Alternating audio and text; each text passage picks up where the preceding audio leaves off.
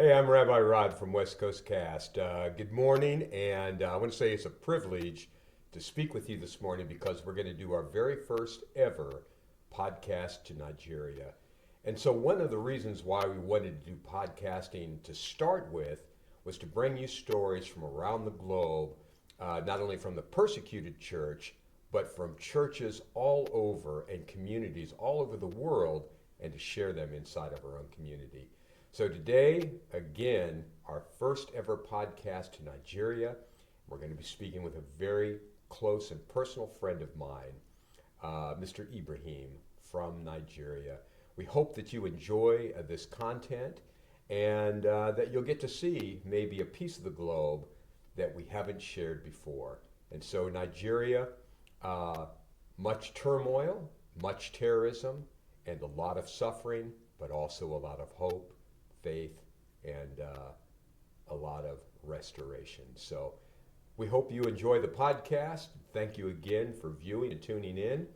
And with that, that's my introduction to this particular day. And again, if you like this content and want to see more of it, please like, subscribe, and share our content. God bless you and enjoy the program.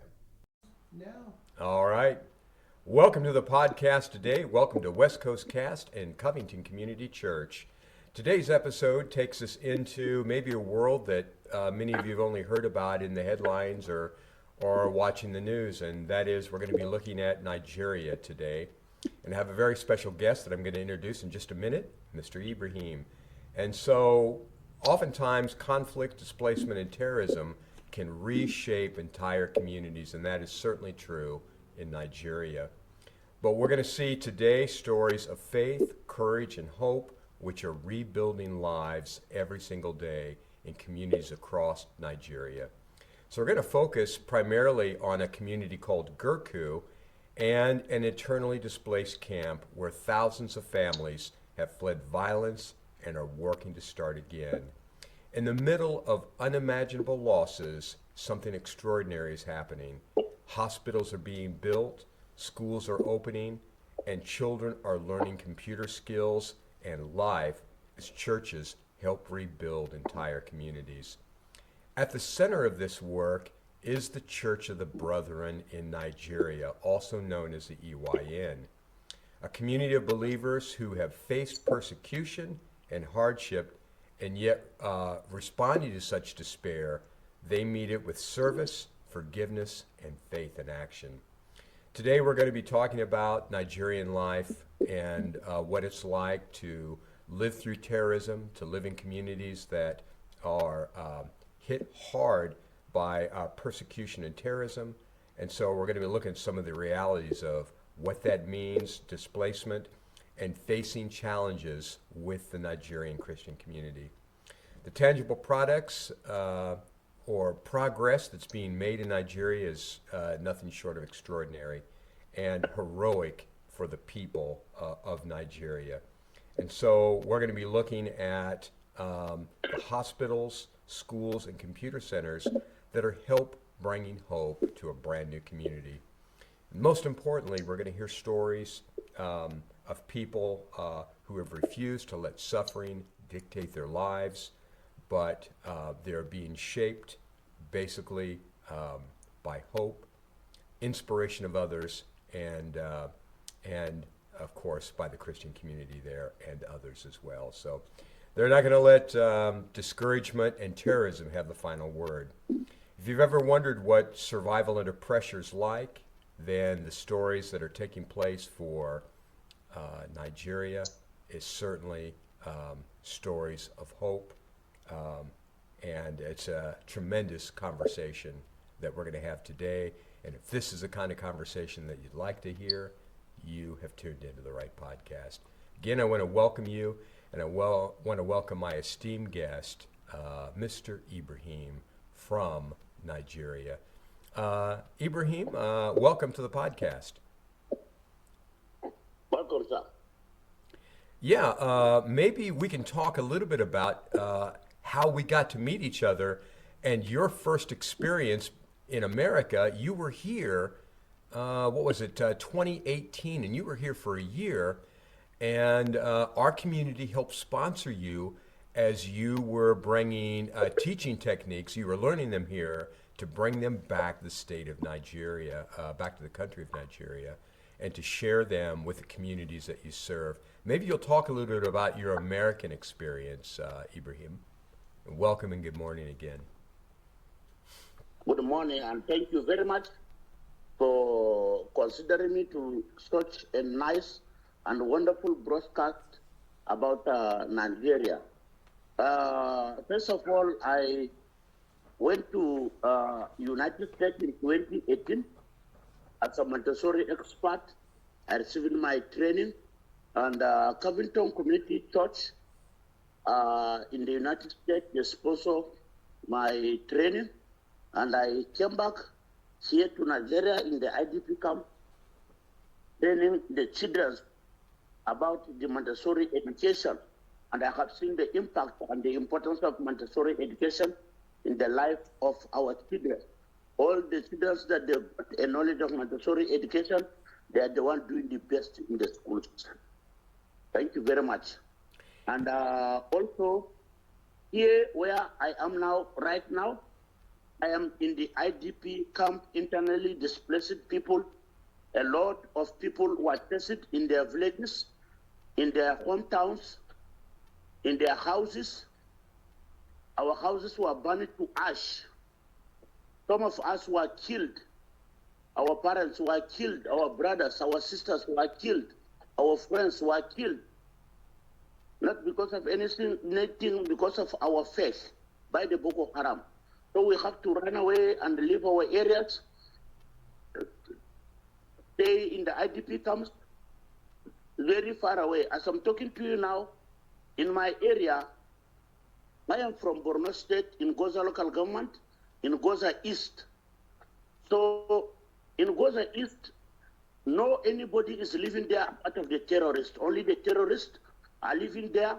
They have captured our area and the government is doing nothing about it.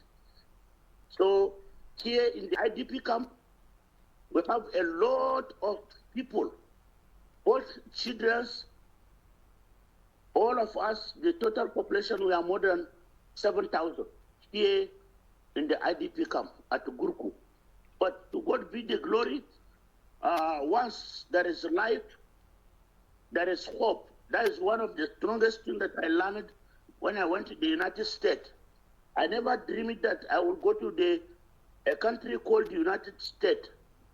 I never dreamed that, but God helped me, and I was chosen to go for the training to come and teach the younger ones in the IDP camp.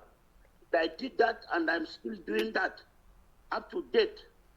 A lot of our children that are displaced are sponsored by the Covington Community Church in the schools today.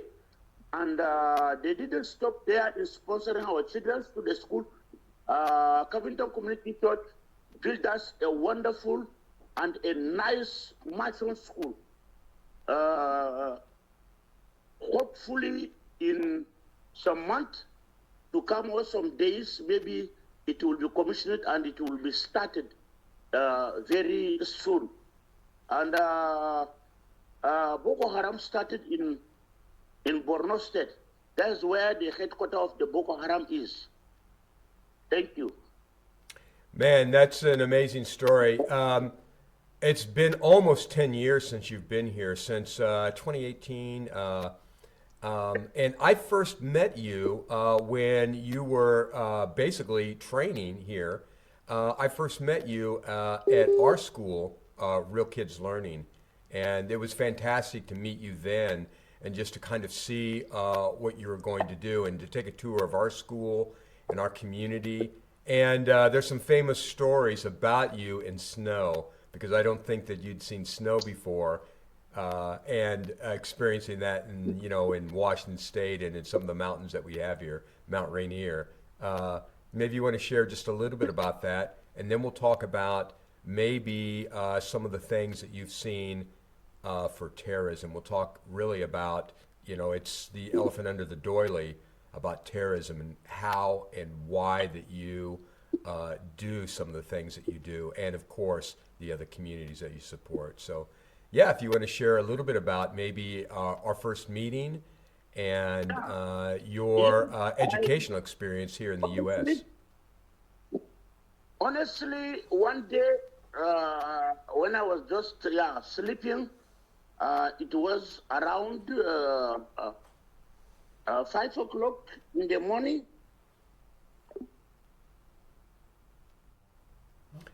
We've lost him on the call for just a second, and we'll see. We'll try to bring him back up again. And as we continue our talk about the EYN, Boko Haram, and terrorism, and a big piece of our talk today, of course, will be circled around the persecuted communities. And again, Nigeria is, for Christianity, and quite frankly, in the Muslim world, is one of the most persecuted groups of people worldwide.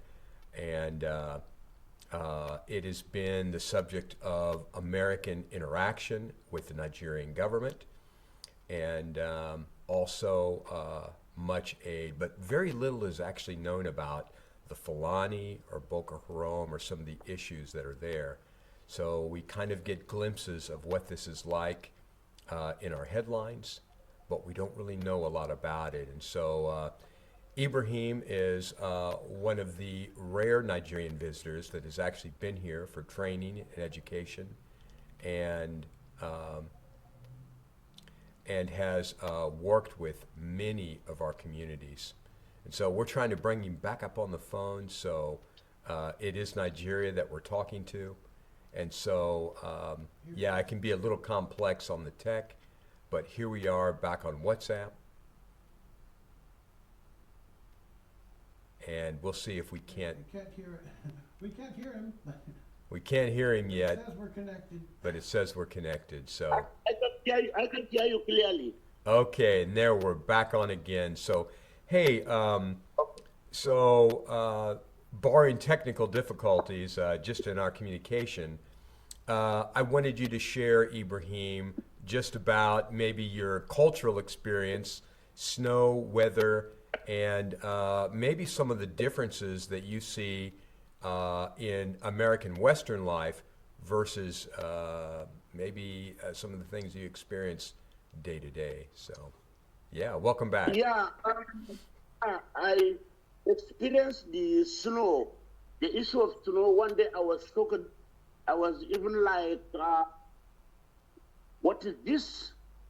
How is the city going to look like? Everywhere was closed with snow, and that was the first time I have ever in life touched the snow. So I was a little bit shocked, and I started communicating to people in Nigeria, taking some pictures, sending to them.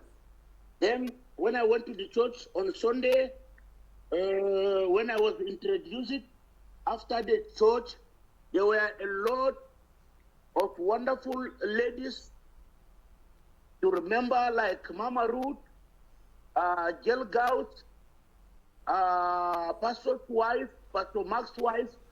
They were just giving me a hug in the church. It was just like a surprise thing to me. It was a new thing to me, because in Africa, we doesn't just wake up like that in the church and give a hug to somebody's wife or somebody that you don't know. So it was a sign of love. I don't know, it was like a shock, and the rest of them. It was amazing to have you here in America, and we look forward to, at some point, having you come back as well.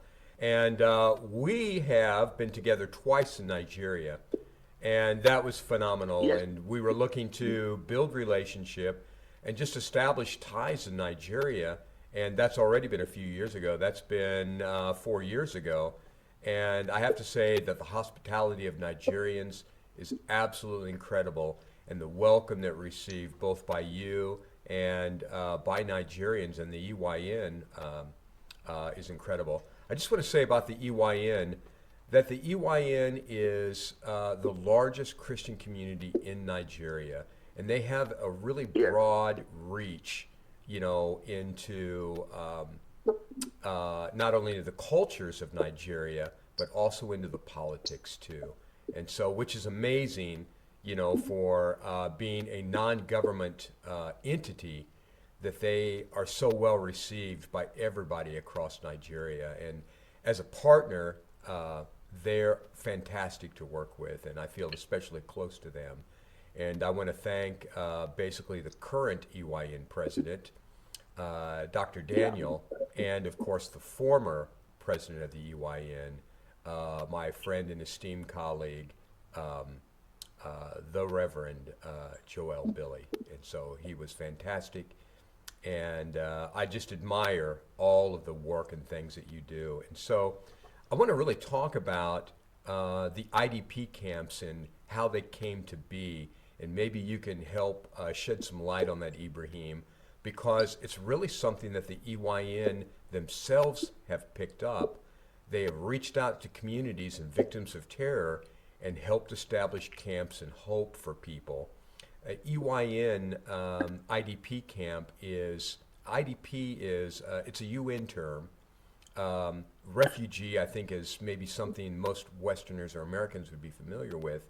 But IDP is an internally displaced person, and it's a formal term, but that's basically what the EYN has done, has established camps where people can receive refuge, food, housing, shelter, education, and they've really done that at their own expense. They of course, reach out to people, but they immediately picked up that need, and you have been a part of that. Maybe you'll speak to a little bit of the camps, and you mentioned that you're in a camp of about 7,000 people. The greater community is over 7,000 people, and that's just one of thousands of camps across Nigeria. So the need is fairly great. And so if you'll speak to the IDP camps and maybe some of the needs there, and you really have a unique seat to see all that because of your involvement and your connection inside of the EYN. Yes, thank you very much for this wonderful time again. There are a lot of internally displaced persons across the country. Let me start with Nasarawa. There are a lot of camps in Nasarawa. A part of the one that I'm living inside now, about 7,000 people. We have another one at Area 1. We have another one at Kubwa. We have another one at Kubaru. We have another one at Garahu. We have those that are in Koso, IDP camp, Ankoma, IDP camp, Riverside, Masaka, IDP camp, this all IDP camps that are in Nasarawa. And we have the mine camp that the EYN is taking care of. Give them shelters and it's providing them food to eat and the rest of them. We have a Brethren village. That camp is mainly EYN is taking care of it, although there is not many houses and tent there. That IDP camp is mainly taken care of by the EYN. Of us that are in the IDP camps are chased away by the Boko Harams because of our faith, because of anything. And in another state, if you go to Maiduguri, there are some IDP camps that the church is taking care of, the UN Church of the Brethren, taking care of them, like Shwari camp and the Khan Center. Anytime I went into Maiduguri, every month I have to visit such camps. We have been repairing toilets for them, draining toilets for them. Like in the Khan Center, IDP camp, we have children that we are sponsoring them. There are schools, about 65 of them there in one camp. We are sponsoring them in one school. That's Ivan, EYN, Maiduguri Ivan Private School. So they are receiving a lot of things there. Like in my state, in Maiduguri, in Borno State, if you are a Christian, the camp of the IDPs, the Muslims and the Christians are different. When you come to Nasarawa now, where I am living presently, the UN Church of the Brethren They take care of whether you are a Muslim or you are a Christian. They all take care and they treat equal right. There is justice. But when it's come to them, they doesn't provide anything for the Christians. They only provide unless you become a Muslim. If you become a Muslim, they will treat you just free. They will help you. They will provide you food and do you other things. But if you are a Christian, they are not ready to do that. Maybe I could ask you a quick question about that. And, there's a lot of complexity with the government of the EYN. And in the past, 50%, it's about a 45-50 split between the Christian community and the Muslim community. But in the past, there were usually some Christian representation in the government. And so, but that's less today. And there's a lot of things that the government doesn't provide. And we'll get into some of those issues, but they don't necessarily provide any kind of public relief for these kind of situations. So there's no real help from the government in that way. And they don't provide education or free hospitalization or any of those kind of things that we might take for granted in the West. And so, you're speaking to that now, but I think for a lot of our listeners, they may be unaware that they're really, once something like terrorism happens, or once you're displaced out of your community, you really lose not only your house, your land, your community, but there's really not anything to fall back on. And I think that's maybe what a lot of people don't realize, and the EYN has basically picked up those kind of issues. And really, it's not an easy job at all. And so we'll talk about some of those issues as we go along. But yeah, it's incredible that you bring that up. And really, terrorism, it's really at the heart of the issue. There'd be other issues too, of course, but terrorism is really the catalyst that upsets communities and scatters people throughout. And I just commend you for, and the people that you work with for all that you do for people who are homeless and terrorized. Yeah, maybe you'd speak a little bit more to just some of the work that you've done with the EYN across the state of Nigeria.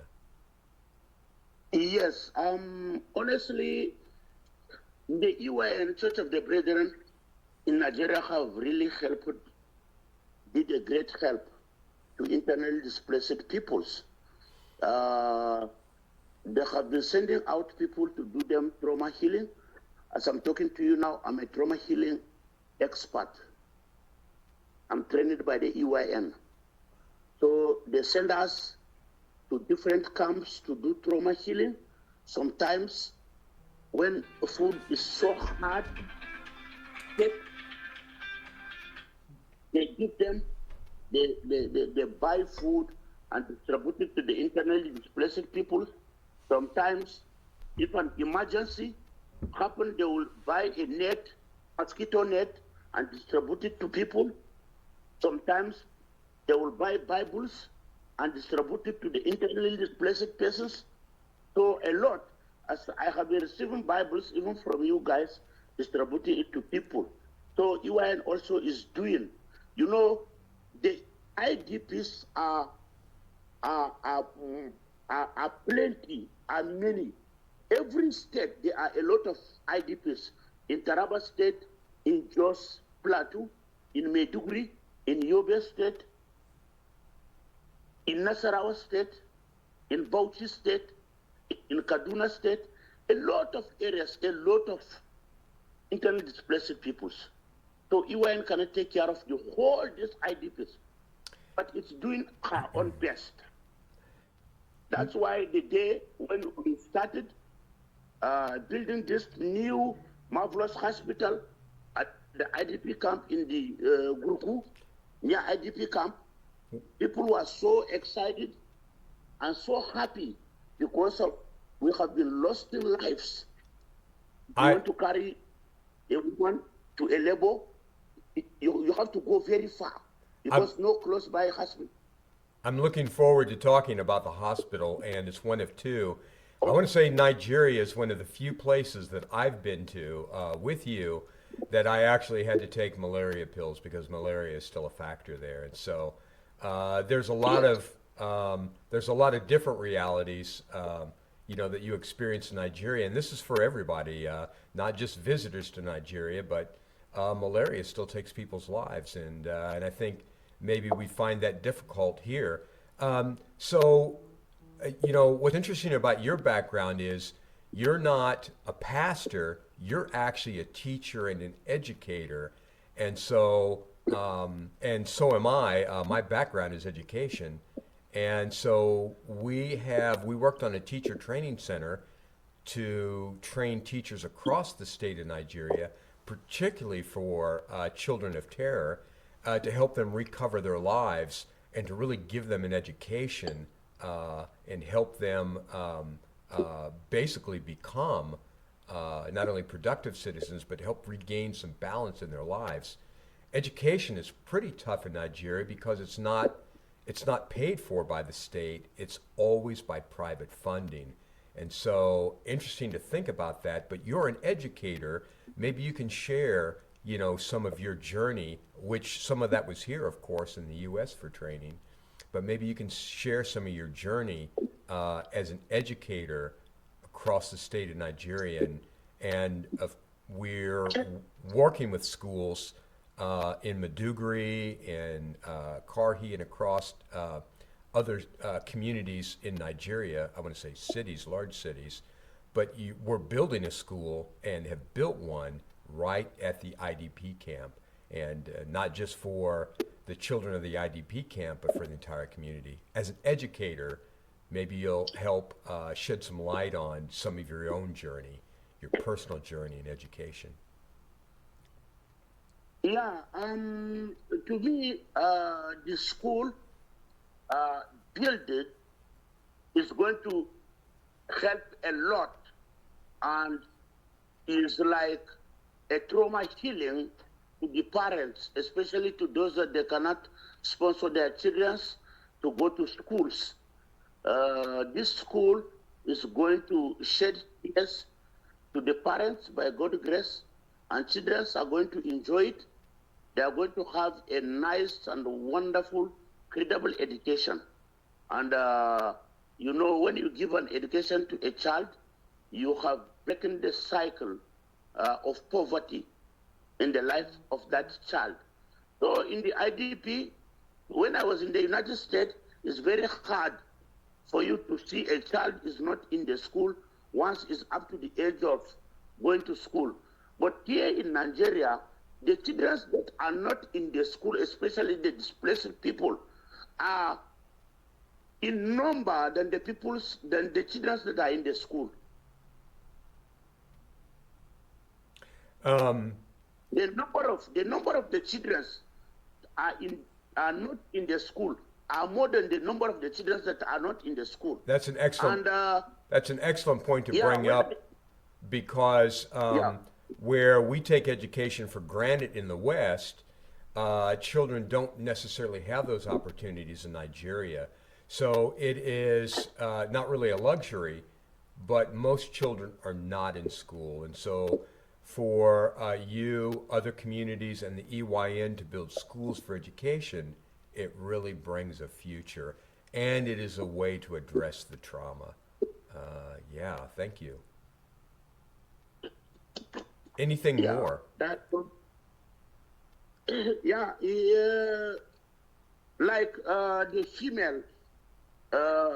the female ones, when parents here in the IDPs, they see as if they don't have money to sponsor.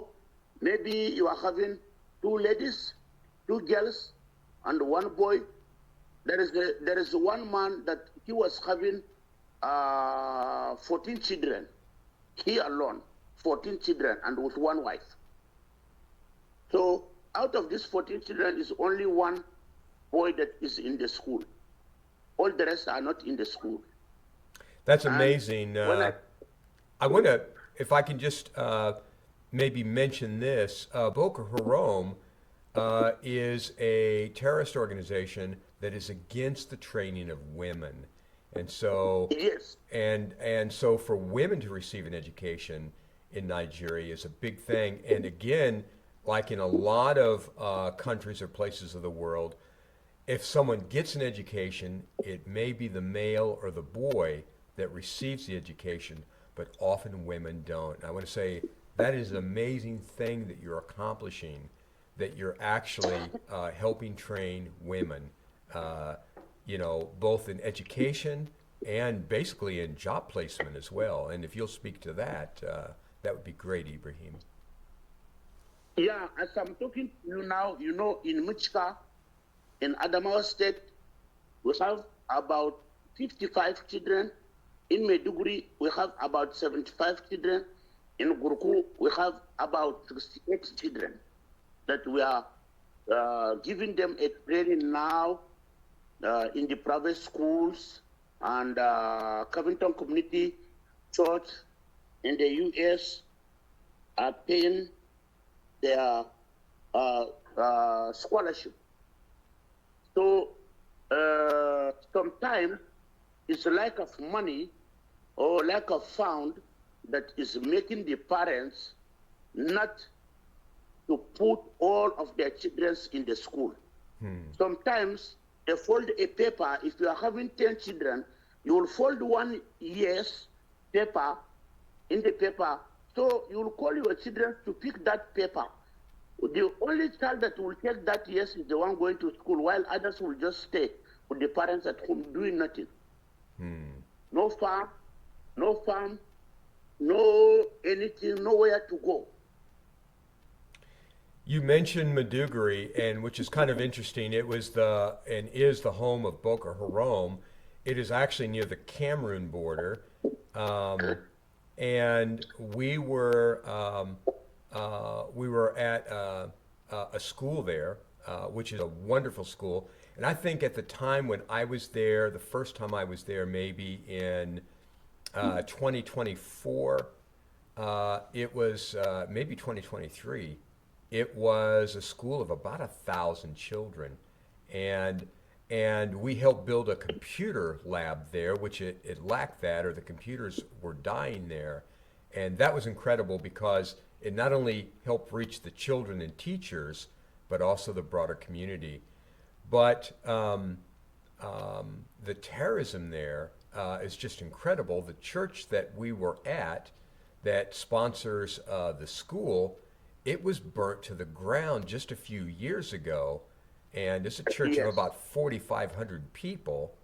It was burnt to the ground, and that community rebuilt that church and reached back out to the community in hope and faith. And you're actually from Maiduguri, and so many of our friends are, and it's really at the heart of terrorism. You've been a person that has probably dodged more bullets than maybe anybody that I know, and have certainly been a target for terrorism. Maybe you'd speak a little bit to that. Yeah, the school in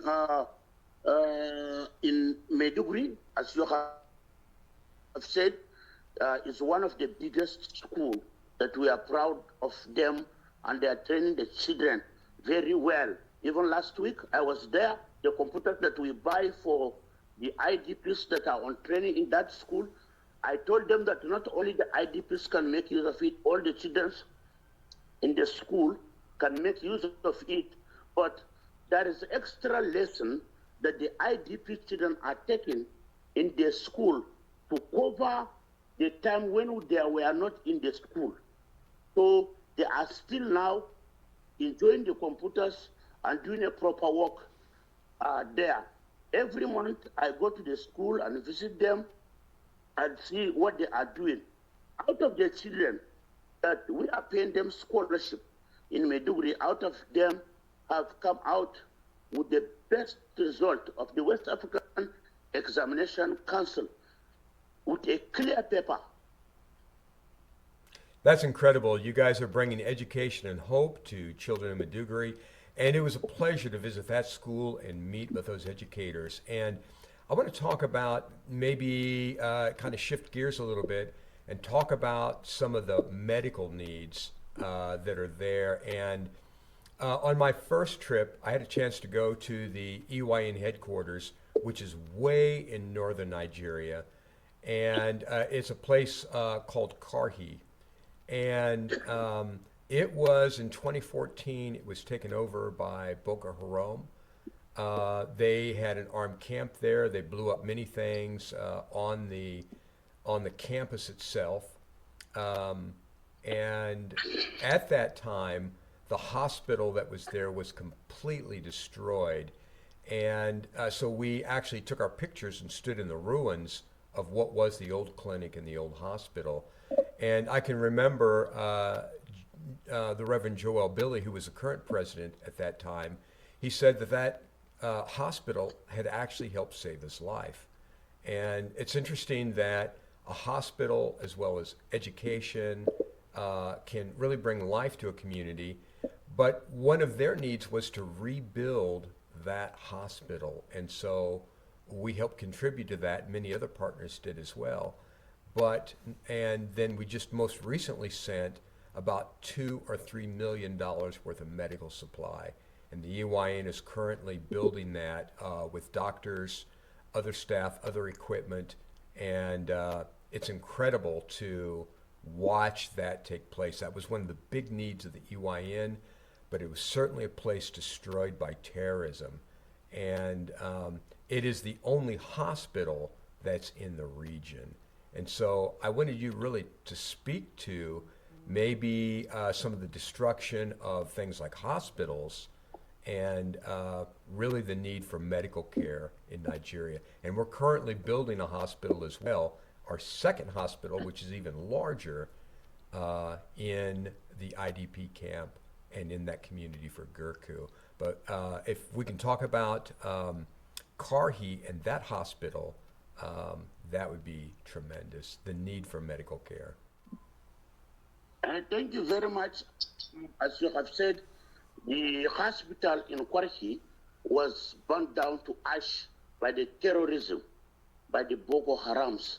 But to God be the glory, the hospital is now functioning with the addition of the medical equipment that you have sent to the EYN headquarters, have added a credit or have strengthened the hospital in the EYN headquarters, because the workers there, the doctors, the nurses, medical workers all over there in the hospital, they are now having a guarantee of lifestyle and a simple method of treating people with the machine. And some of the equipments that you have sent as a donation to the EYN have bring an easier job or easier work for the workers to do in the hospital. And people were so excited. I was there when the medical equipment was offloaded in the container. I have seen all of the medical equipment. I even take a pictures, I do the videos, and I send it to you. And you will believe that you will see how people are happy in it. That was incredible. And I want to say it was from maybe the Karhi community, but from one of the neighboring communities that just a few years ago, maybe 10 years ago, that the 100 women were kidnapped out of a school. And it's just stuff we don't think about, but having a medical community in Maiduguri, where there really is no regional hospital, it's phenomenal. And just the presence of the EYN and their ability to serve the community, victims of terror. And when I received a thank you letter from the current president, Dr. Daniel, he mentioned that the school was not only going to be a place for Christians who need medical care and for the community, but it would also serve the Muslim community that are also victims of terror. And I thought that was great that they would take on basically anybody who needed medical care, that they would bring them into now the new hospital there at Carhi. It's amazing. I've never seen a group of people more forgiving and more accepting of others than the EYN and the Christian communities across Nigeria. But what a generous thing it was for them to reach out to not just the Christian community, but also the Muslim community for care in light of so many things that have happened. Maybe you'll speak a little bit to that, Ibrahim. Yes, there is a difference of Christianity. Christianity has a forgiveness, while other religions, they don't have forgiveness. So I witnessed it by myself, and I have seen it.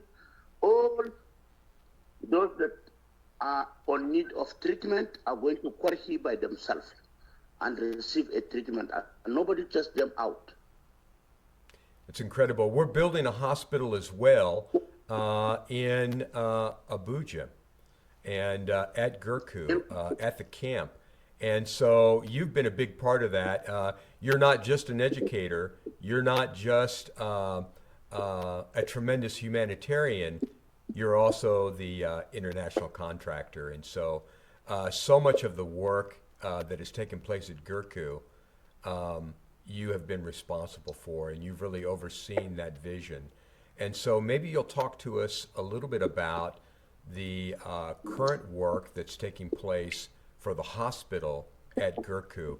So we've built a church there, a computer center there, a teacher training center, and now we're building a hospital to the greater community.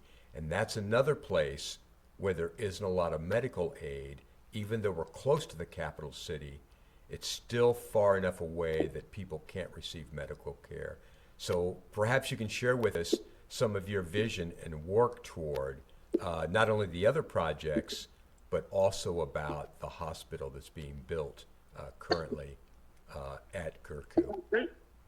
Thank you very much. Right now, as we are talking with you, I'm inside the hospital. The workers are marvelously working. The carpenters are working on the roof, very serious. And before the hospital, let me just talk a little bit about the computer training.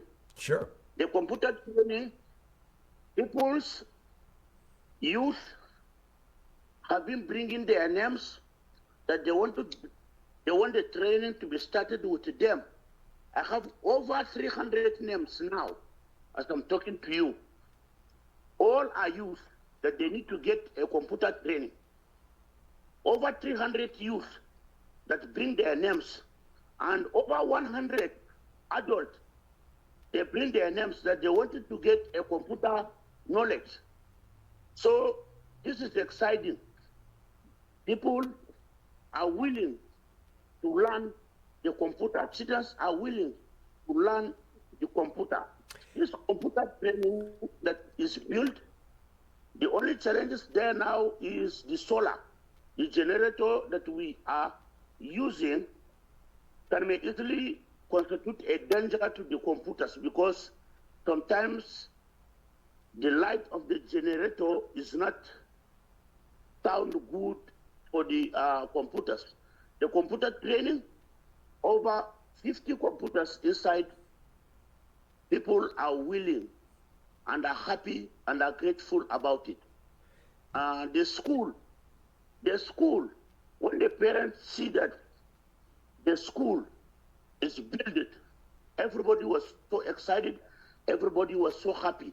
No any child that is going to be left out, that will not go to the school in Gurku again, unless that child is not ready for school.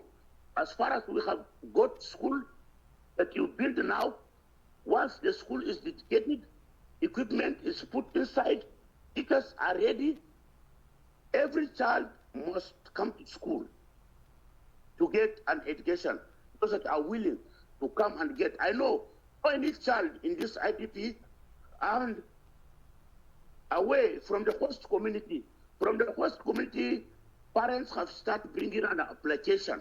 By next week, I'm going to bring out a recruitment form to the parents. Those that they want their children to be in the school, they will fill it. As I'm talking to you now, those that they just come verbally without filling the form are more than 170 Wow. children that I have been just writing their name. But I just stopped them. I announced it to the close by churches that you wait for when I'm going to bring out the form by first week of March. So I'm going to bring out form. I will soon tell you the number of people that are willing to come to the school for the training. That's exciting about the school. And one of our And second the hospital, that we were together at Gurku, you asked me to speak to a group of young entrepreneurs, a group of young business people, and they were from ages maybe 19 to 26. And I thought I'd be speaking to maybe 50 or 60 people, from the community and from the IDP camp. And I ended up speaking to over 300. And it was amazing the hunger that people have, not only for education, mentorship, but for business and how to start, how to build lives. And many of them were from farm communities displaced from the north. Some were from the community. And the computer lab is a way to basically build those skills. And so having one, and we worked with the computer lab in the school in Maiduguri, and now to build one at Gurku is just a tremendous need, and we'll be able to speak with them, train them, teach them basically online to build basically small businesses, but to build their communities and rebuild their lives. The computer training center in the school. and also about Go ahead. about the teachers training center. We have just started training teachers that they will go to their communities and then train children. We have started training them, but along the line, there were some errors or there are some things that are not fixed proper. So, but by March, teachers are still coming back to take the training, and they will have their own vacation by 1st of June. They are coming on the 5th of March, and then they will go for holidays by June, 5th of June. That's excellent. So they are coming on the 5th of March. That's excellent. So you have such a we started training, the teachers are ready. And also about the hospital Sure. that we are building right now, every blessed day, I'm seeing people coming inside the hospital and praying, thanking God for what He have done to us here in Gurku. And also, a lot of women, they came, they shedding tears, thanking Jesus that we will not die on the process of delivery again. Our children will not die of malaria again. A lot of thanks. And the hospital was one of our biggest challenge here.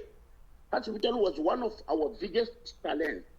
We are having challenge about the hospital because I myself, there was a time I picked a woman to go and deliver in the hospital because of the hospital is very far on a motorcycle. The woman have to deliver before we go to the hospital. And such thing, I'm not a nurse, I'm not a doctor, I'm not used to kind of that things. It's people that are passing along that they have stopped and helped us. Then we'll still go to the hospital again. I have to remove my shirt and fold the child inside before we reach to the hospital. And a lot of children die of the malaria here because we don't have proper hospital.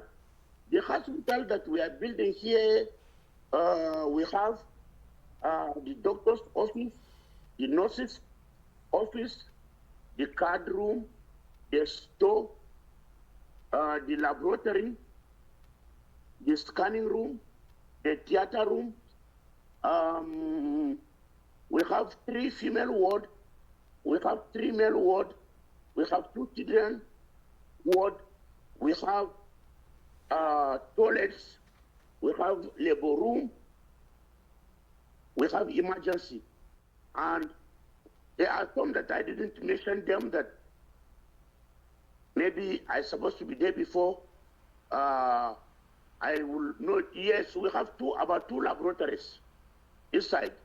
And we have the X-ray room and we have scanning room. So the hospital is very, very big. That's why people are thanking God, saying, we really thank God for getting such a hospital. All over this area, we don't have hospital like this one. That's incredible, and it'll be the largest. Right. It will be the largest hospital in the EYN once it's completed. You've probably helped deliver more children and more. Not only do you teach them once they're born, but you have helped deliver a lot of children, both through your efforts and directly. It's incredible to have a hospital there because of the lack of medical facilities, and many women and children have died because they didn't have a proper place to have children or to give birth or to have the proper medical care. And so, yeah, it can't be overstated how important a hospital is to that region. And it's kind of interesting too that for Nigerians, you have the most twin births of any group of people in the world. Most twins are born in Nigeria than any other place in the world. And what an opportunity to have a hospital, not just for maternity, but also for all the other medical needs that are taking place. We're looking at some various video clips, Ibrahim, of the building of this hospital and just some of the other things that we've seen, in Nigeria. And there's that we have helped sponsor and other people have as well. But so you're not able to see those, but you're responsible for sending a lot of these videos that we're seeing and the pictures too. I want to say that what was the community's view of maybe the hospital and some of the other facilities at Gurku, and not just the community, but also maybe some of the civic leaders or people from the government? What was their response? And we've had quite a bit of help from some of the civic leaders in your community. They've been very interested, and even selling land to some of the projects that we have done there. So maybe you would speak to that, just some of the involvement. You mentioned that people from the community are taking tours of all of the building that we're seeing, basically going from terrorism and to trauma to rebuilding lives and rebuilding futures. So maybe you'll speak to the civic leadership and some of the things that we've seen in some of that partnership. Thank you very much. Quickly, before I forget, even today, the chief of the whole Paro local government has come here today, that he's sharing about the computer training and the school. He have come and see the church, but he have never come and see the computer training in the school and the hospital. So he come purposely today to see the hospital, so he can get an opportunity to see the computer training and the school. I take him round and open all the places for him. When he come to the hospital side, I go around with him. I tell him, this is doctor's office with a toilet, nurse's office with a toilet. This is a theater room. This is a ward. This is a X-ray. This is this. This is this. When I go around with him, this is emergency. This is labor room for women that are still delivering, and this and all. I think him. He just kneeled down, a chief with security men following him. He kneeled down in the hospital. I was about to take his picture and send it to you, but the security man says, no, I should not snap the picture without the permission of the chief while he was praying. So I can't ask that permission from him. I just give God all the glory. He knelt down on his knee and prayed. He said, God, we really thank you for this marvelous work. Keep on opening way for those that are doing this. He prayed. He on his knees just today. That I'm just telling you. And some of these newscasters, the media people, sometimes they come and they will interview me. How did you get connection with these people? Where did you know them? Why are they having trust on you? Like this, all this, they said, even the chief today, he encouraged me that there are a lot of people that money was given to them to build the church. Up to date, they didn't build the church, and it's more than 20 years now. And the people are still alive, and the money is with them. But you build the church in 3 months. You build the school less than 1 month. You build the computer room less than 2 weeks. You finish building the hospital now, less than 2 weeks remaining, roofing, the plastering, piping, and the rest of them. So he said, I shall keep this doing the goodness. And some politicians, they will come. They said, Ibrahim, how are you going to get facilities to put inside this one? And even the government is not easy. We, in our own constituency, we can't do this one. The government will not give us a pound to do this one. But these people, they really try all this and that. They just come and have a foot to their eyes. Well, I think that you have really shared with us why not only community partnership is important, but also why global partnership is as well. And it's been a pleasure to partnership with you to really not only hear the stories, but to share in them as well. And so this is not just about fundraising, but it's really about partnership and watching, training, teaching, hope, the ability to have hospitals and medical care in communities, and partnershiping with people in the community. It's been really important. I can't say that this is just charity alone, but it is really about partnership. Communities in Nigeria, they're not just passive recipients, but they're leading and rebuilding the future. And you have been a massive part of that, you personally yourself. And I know that it's come at great personal sacrifice for you, your family, your friends, and people in communities around the EYN. And so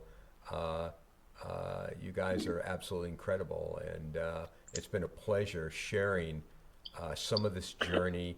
And this is just the tip of the iceberg, but some of this journey,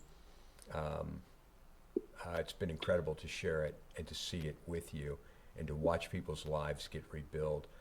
Ibrahim, I want to say, is there anything else that you would like to share with us that I didn't ask, or a question I didn't ask, or something that you'd like our viewers to know, maybe about the continued work, things that you're doing, and or maybe the hospital, or some other facet that I didn't cover? So what would you like to share with us? There is one thing, one of the security men that came last week, and he said he's going to retire by next week.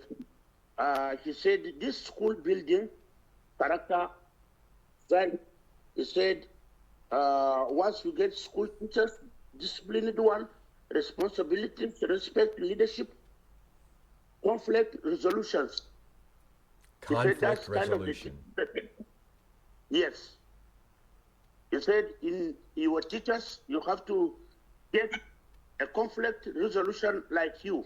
I bring him out to my certificate. I said, I'm a trauma healing expert, and I do a marriage counseling, and I resolve conflict in the families. He said, so when your teachers have problem, you can resolve, you can solve their problem. I said, why You say educating one child is like automatically a poverty cannot pass that generation again. So he said, I should handle the school with care, with love, and with concern that the children are going to do things proper in the school that it will help them. A lot of community leaders that have been coming, as I told you, business owners, health advocates, a lot of people have been coming and encouraging me about all the works that I'm doing, and they are saying that they are really, really excited about it. Like the day that I'm going to employ the teachers now, one former director of education, he is retired now. He is going to be involved because he said he is fully want to participate in this work. So there are a lot of things in the teachers training that is soon coming by the first week of March.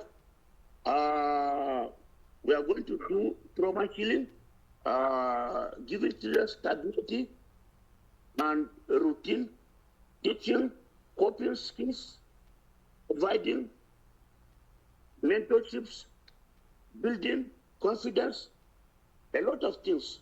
We are going to do the teachers that are coming for the training. I want to So thank you very much. I want to thank very you. much. Oh, you're welcome. Okay. You're certainly welcome. I want to thank you so much for your time, Ibrahim. And today we've heard stories of displacement, but we've heard stories of restoration and hope, and you've helped share some of those things. You have such a resilient community, and my hats are off to both the communities that you serve, the EYN, and so much of the partnership that we've seen and been a part of. And it's so funny, you can read about these things in the news and you can see them, but when you actually experience with people that are going through the traumas and real life experiences that you're going through, it's a different thing. It's a different partnership. And we're watching families basically regain hope and regain their futures. I think today, if in the listening audience, if this conversation has moved you, I want to say that's a good thing. That's our goal, is to bring stories that are outside of maybe our own worldview or outside of our own communities, to bring them to life so that we can share stories like yours, Ibrahim, stories that are ongoing.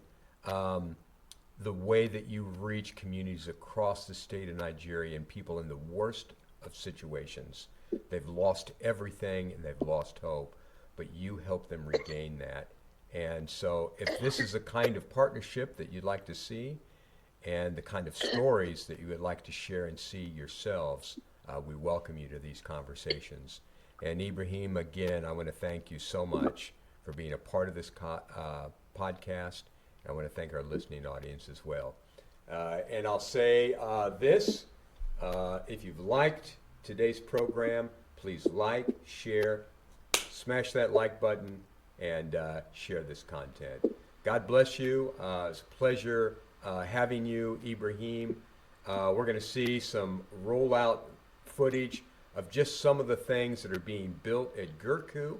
And so we'll see the greater community. We're going to see this film footage. There's the church that we built. It's on our website. And so take a look at that. And we're also going to post up stuff for content information for the EYN as well.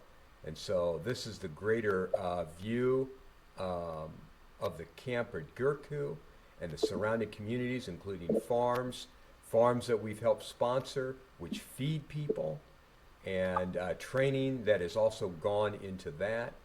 And again, here's a computer hall that was just built. This is the filming after the construction, and it's a pleasure to see it. Again, I want to thank you. What a blessing, and we'll roll out with our footage of all of the area and just the things that we've done at Gurku alone together. God bless you, Ibrahim, and I look forward to talking with you soon and also sharing some of the schools, hopes, and things that you see across Nigeria. God bless you, brother. All right. Thank you very much. God bless you too. God bless.